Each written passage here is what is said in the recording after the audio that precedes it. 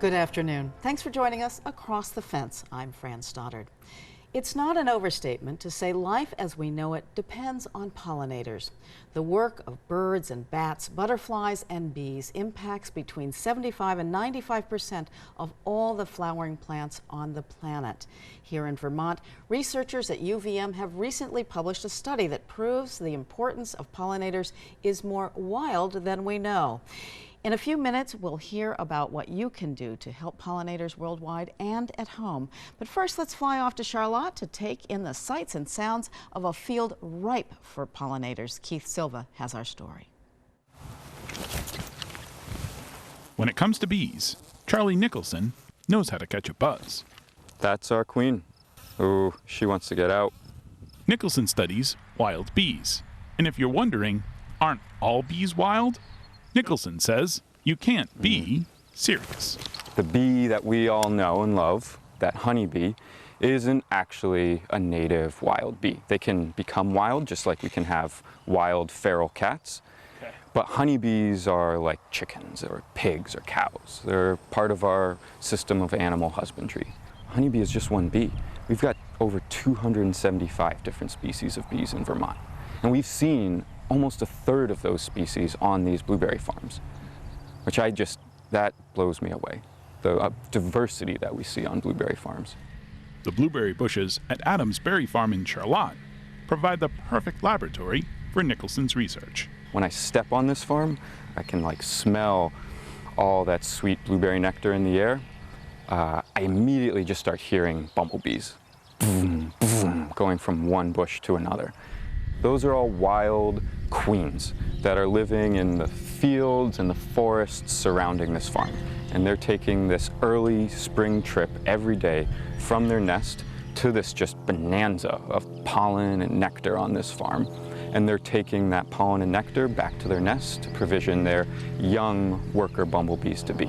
So when we talk about wild bees, a lot of those aren't necessarily these large colonies. It's a single, solitary queen. A lone wolf she is, just moving through this landscape, collecting pollen and nectar to feed her young larvae back at home.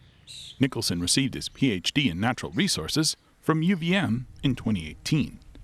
He began his research by asking what factors make a farm bee-friendly. We looked at, okay, maybe it's the landscape around that farm. Is it surrounded by forests and meadows and wetlands?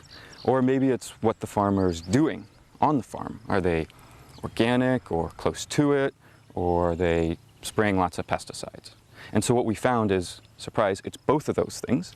And they work in sync, right? Such that if you're, a low intense farm, right? You are maybe an organic farm, and you're situated in a landscape with a lot of natural area, we see a lot more abundance and diversity of bees on those farms. Low-input practices go further than promoting pollinator habitats. As Nicholson learned, an abundant bee population equals a better bottom line for the farmer.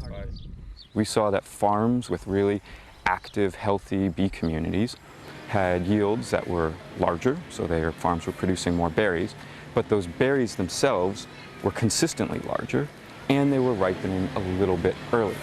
So you had more consistently large berries getting to market a little bit early, and more of them, because those farms had this healthy, active, lively bee community. With his work at UVM complete, Nicholson is starting his postdoctoral research at the University of California at Davis. As he leaves the Green Mountains for the California coast, Nicholson brings with him the knowledge of what it means to be a steward of the land.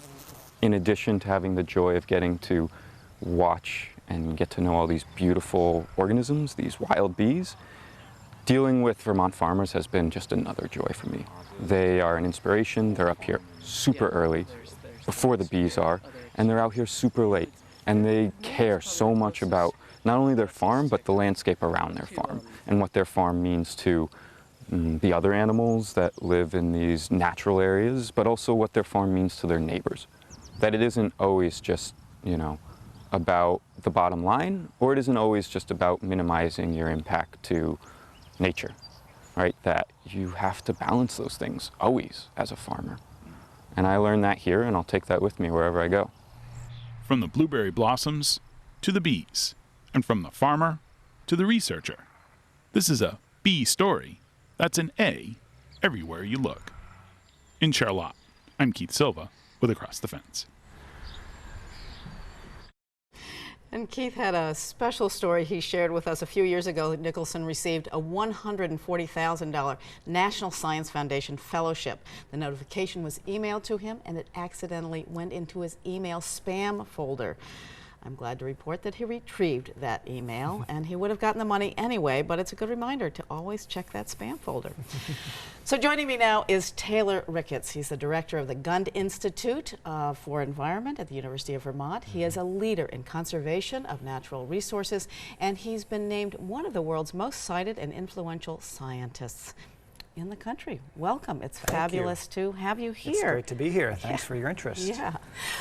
Well, before we talk about your work with environmental scientists, what's it like to work with such a, kind of a rock star like Charlie?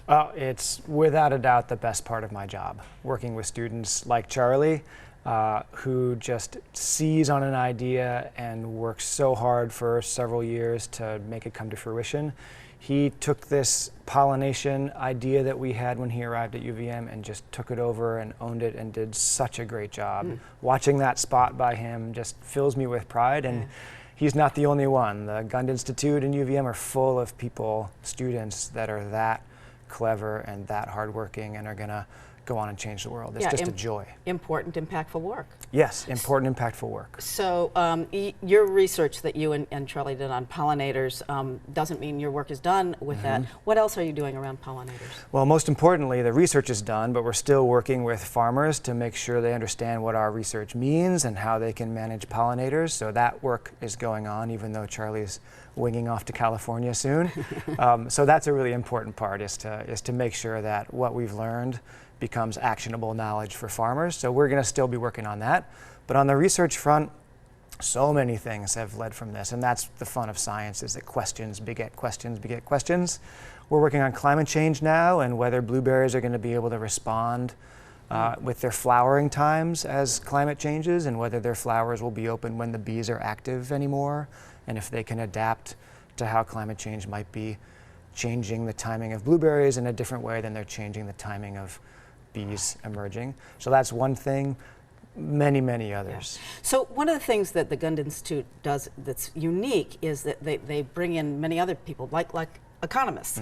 So how does putting an economic value on pollinators help people support and conserve them, and how do you make that connection? Yeah, so this is called ecosystem services, these economic benefits that nature provides to people and our economies and our livelihoods, and it's a big thing that the Gund Institute does for pollination and lots of other things as well. We think it's important because it brings a level of attention to the importance of nature in our everyday lives. You don't have to be a nature lover to understand that water's purer and crops are producing better and lots of other things are happening because of the benefits nature provides us. And trying to put an economic or monetary value on that just puts a really fine point on just how important they are to our lives. Right. So technology and agriculture certainly have always gone hand in hand, but would you say your work looks for farmers to rely less on technology? I'd prefer to think about this ecosystem services, nature as actually infrastructure that can support our economies just like anything else can. So tractors and irrigation and fertilizer and labor are all things farmers need to produce a crop. Turns out the wild community of pollinators is another such need. It's just natural capital, not built capital, we would call it. And so to me, it's just a smarter form of agriculture, not kind of going back in time, but actually being more aware about the range of things that go into producing a crop, including these inputs from nature. Great. And your research takes you all over the globe. How are other countries dealing with pollinators and these issues? Yeah, so I personally work a lot in Costa Rica and elsewhere in Latin America on the same issues, mostly with coffee instead of blueberries, and the situation is very much the same. A more diverse coffee farm with a more diverse landscape gets more bees and produces more coffee. And that's one of the world's most important crops economically in the world. So a bunch of different countries have crops like this, and a bunch of different countries are learning how to, farmers there are learning how to manage their farms to encourage bees and keep this wild benefit on their farm. Well, how can we do that? How do farmers do it? How can we do it at home? How do we encourage bees and pollinators? So this to me is one of the most hopeful things about this story. At the Gund Institute, we work on a lot of intractable global environmental problems. This one, the solution's actually pretty simple and doable, and it works. So that's a really hopeful side. We can all do our part to encourage bees. Bees essentially need three things. They need food, they need a place to live, and they need to not come in contact with pesticides. And we can supply food with wildflower gardens. We can supply places to live with nest boxes that you can get at a hardware store these days. And we can just reduce the amount of pesticides we put on our lawns or our farms or anything. So it's simple to do. You don't need giant areas like a jaguar might need. And I have bees all over my front yard, and they're filling up this nest box as we speak. So it's easy to do in your own land. Right. I love the sound. I hear it Yeah, all me too. spring. It's great. Yep. So, and Gund has also announced recently that it received an anonymous gift called the Apis Fund. Tell us a little bit about that. So it turns out Vermont is this remarkable center of expertise on pollinators and pollination and their conservation and their importance. And so globally, not just about Vermont. And so this donor recognized that and wanted to keep that community growing and continuing to lead on this. So it's setting up a grants fund within the Gund Institute, and will in turn award small grants out to NGOs or universities or organizations, nonprofit ones, that are working to conserve pollinators or to research them or both here in New England and in Latin America, and ideally across those two zones so we can learn from each other. Fantastic. It's so exciting. We will stay tuned in. Okay, thanks All a right. lot. Taylor Rickards, the head of the Gund Institute at the University of Vermont, thank you so much for joining us You're today. welcome. Thank you. And thank you for joining us across the fence. I'm Fran Stoddard.